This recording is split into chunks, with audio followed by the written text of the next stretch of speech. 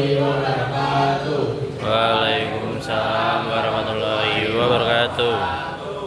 Kami dari kelompok 2 ingin mempresentasikan hasil diskusi kelompok kami. Sebelumnya perkenalkan, nama saya Desa Abdul Al-Ghifari. Saya Abdul Wibowo. Saya Aisyah Tegar.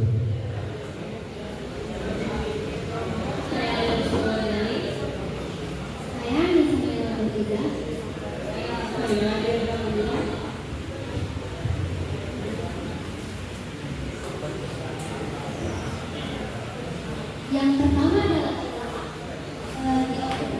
populasi migrasi. Pertumbuhan populasi disebabkan karena adanya migrasi dari daerah luar dan urbanisasi untuk menciptakan lapangan pekerjaan,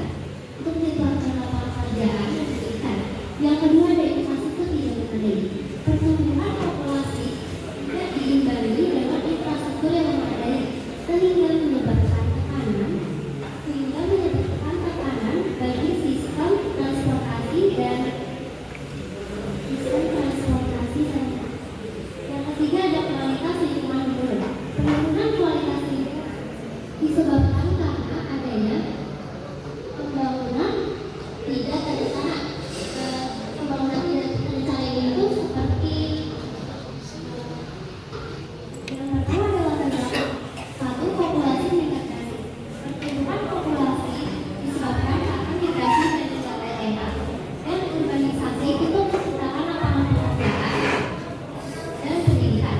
Yang kedua ada infrastruktur tidak memadai. Pertumbuhan populasi tidak diimbangi dengan infrastruktur yang memadai sehingga memberikan tekanan bagi sistem transportasi. Yang ketiga ada kualitas lingkungan menurun. Penurunan kualitas lingkungan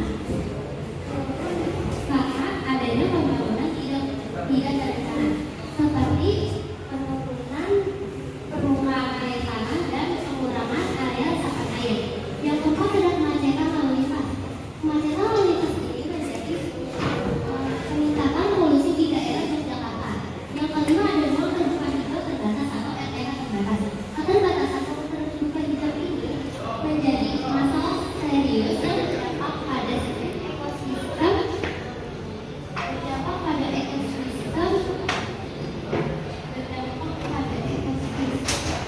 dan layanan publik.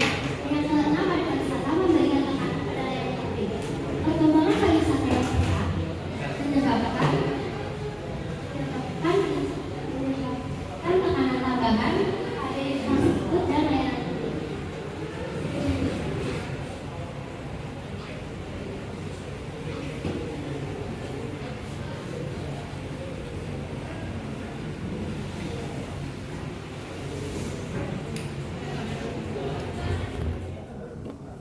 Nomor 1 ada tata ruang yang unik, mengedepankan desa Oke Lokal Tuhan yang Maju, Ayuni Kawasan, berfokus pada kesejahteraan kemanusiaan dan pelestarian budaya. Yang kedua ada prinsip pembangunan yang berkelanjutan, yaitu konsep Sangkakala Minggu Madi menjaga identitas budaya melalui penataan sesuai logo pembangunan tanggal 5 dan tahun. Dan ketiga tema 2023 meningkatkan ekonomi kreatif berbasis pariwisata budaya, yaitu kegiatan menerapkan prinsip pembangunan berkelanjutan untuk mengatasi tantangan sosial, ekonomi dan lingkungan. Dan status keberlanjutannya membangun kota berada pada kategori untuk berkelanjutan dengan perhatian khusus terhadap pertumbuhan populasi dan lembaga. Penataan kawasan yaitu proyek pengembangan kawasan sekitar Sungai Kode untuk menciptakan ruang publik yang nyaman dan menarik bagi warga serta pengunjung. Peningkatan aksesibilitas ke pusat-pusat kegiatan seperti Malioboro untuk menikmati keragaman budaya kota. Sarana dan prasarana, yaitu berbagai mobil transportasi mendukung mobilitas warga, termasuk angkutan umum dan ketika Jogja, beca, dan ojek online. Infrastruktur itu diterapkan untuk menjaga kelestarian lingkungan dengan penyediaan ruang dan hijau dan taman kota.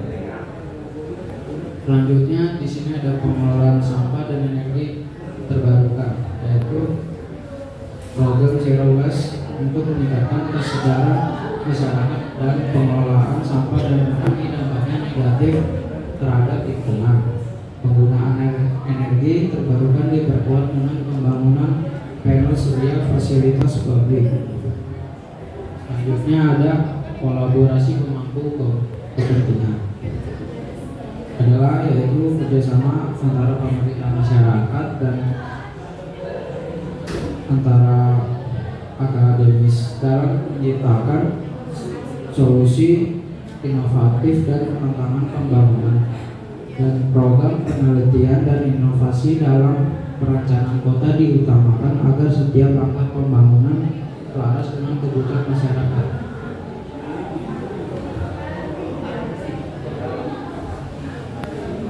Jadi selanjutnya ada dampak. Yang pertama itu ada dampak positif. Yang pertama itu ada peningkatan aksesibilitas seperti pembangunan jalan, infrastruktur maupun transportasi dan budaya sosial yang mempermudah interaksi antar wilayah. Lalu yang kedua itu ada kemudahan akses seperti fasilitas publik yang lebih memadai, membuat kualitas hidup masyarakat itu meningkat. Lalu yang ketiga ada peningkatan peluang ekonomi. Peluang ekonomi seperti wisatawan yang berkunjung setiap tahun membuat ekonomi lokal itu meningkat. Lalu yang keempat menciptakan lapangan kerja seperti pariwisata maupun pembangunan yang menciptakan lapangan kerja seperti akomodasi, makanan maupun jasa. Lalu yang kelima peningkatan kualitas hidup.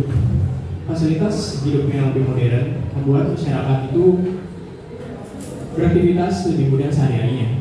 Lalu yang keenam penerapan konsep smart city, seperti menggunakan teknologi lebih modern maupun efisien dan lebih cepat.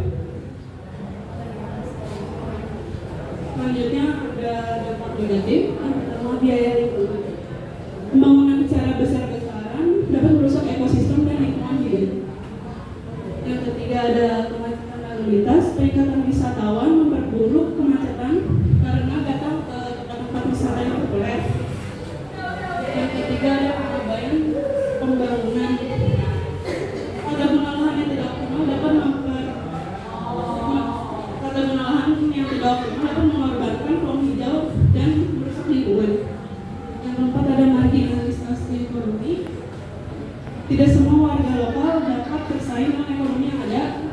Yang kelima ada perubahan budaya sosial. Kehadiran wisatawan yang datang dapat membawa budaya baru dan tidak sesuai dengan nilai-nilai setempat. Yang keenam ada keterbatasan infrastruktur kesehatan dan memenuhi kebutuhan populasi yang meningkat.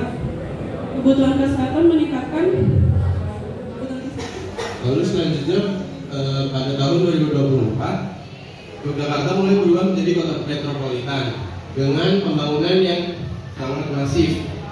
Seperti yang digambar, mulai ruang terbuka hijau hampir tidak terlihat.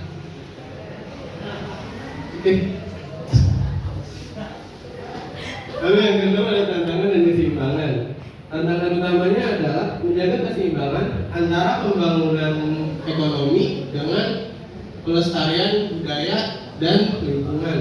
Tapi dengan adanya upaya pemerintah dalam menambah ruang terbuka hijau dan mengelola penggunaan lahan yang bertujuan untuk memastikan keberlanjutan pembangunan bagi generasi yang akan datang.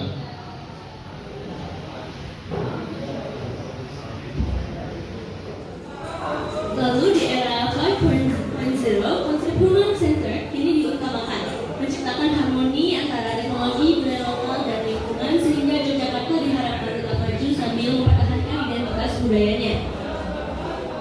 Nah, di sini memasuki era revolusi industri 5.0 ini, fokus perubahan perilaku ruangan di Yogyakarta mengalami pergeseran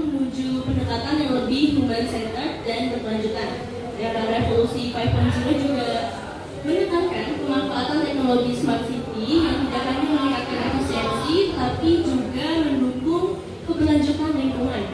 Sistem IoT digunakan untuk mengatur pengelolaan sumber daya seperti energi, air, dan sampah secara efisien. Dengan demikian, revolusi industri 5.0 di Yogyakarta berupaya menciptakan ruang kota yang tidak hanya efisien dan modern, tetapi juga berkelanjutan dan sehat. Lalu selanjutnya ada merancang pembangunan wilayah berkelanjutan. Yang pertama itu ada menggunakan transportasi yang lebih ramah lingkungan, seperti menggunakan kendaraan listrik dan mengurangi kendaraan yang mengeluarkan emisi karbon. Lalu yang kedua itu ada infrastruktur smart city, seperti menggunakan atau menerapkan teknologi pada kota-kota dengan yang menggunakan sensor ataupun lampu otomatis pada lampu jalan. Lalu yang ketiga ada pengelolaan sampah dengan melalui program zero waste, seperti mengurangi, memanfaatkan, dan mendaur ulang sampah. Lalu yang keempat itu ada pemberdayaan ekonomi lokal melalui pariwisata komunitas dan UMKM berbasis budaya. Lalu yang kelima itu dukungan energi terbarukan dengan panel surya dan energi dan intensitas bangunan hemat energi, yaitu seperti penggunaan panel surya pada bangunan-bangunan dan menggantinya dengan energi surya. Panel surya digunakan untuk menggantikan energi listrik.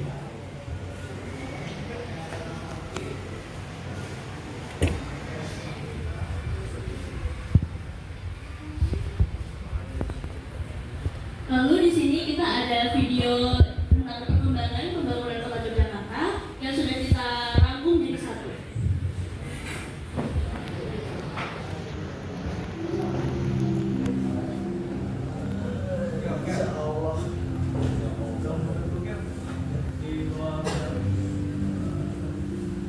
Kota Yogyakarta adalah sebuah kota bersejarah yang mulai berkembang sejak tahun 1755 bersamaan dengan berdirinya Kesultanan Ngayogyakarta Hadiningrat.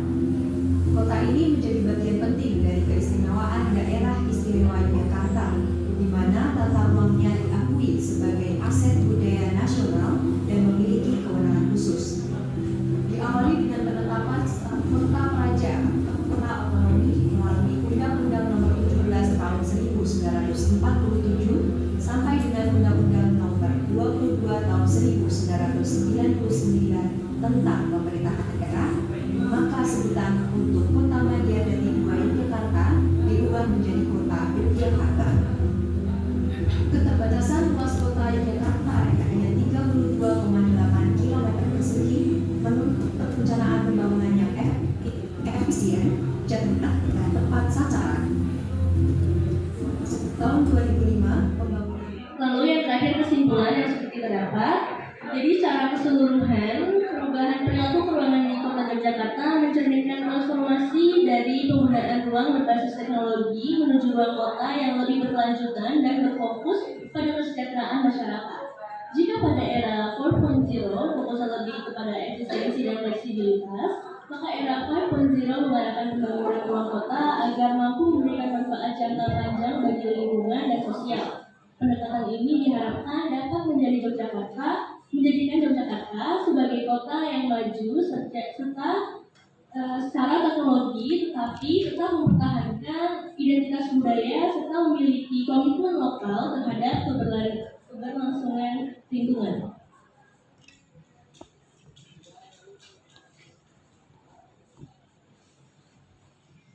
Yang dari kami, mohon maaf jika ada kesalahan kata. Terima kasih. Wassalamualaikum warahmatullahi wabarakatuh. Waalaikumsalam warahmatullahi wabarakatuh.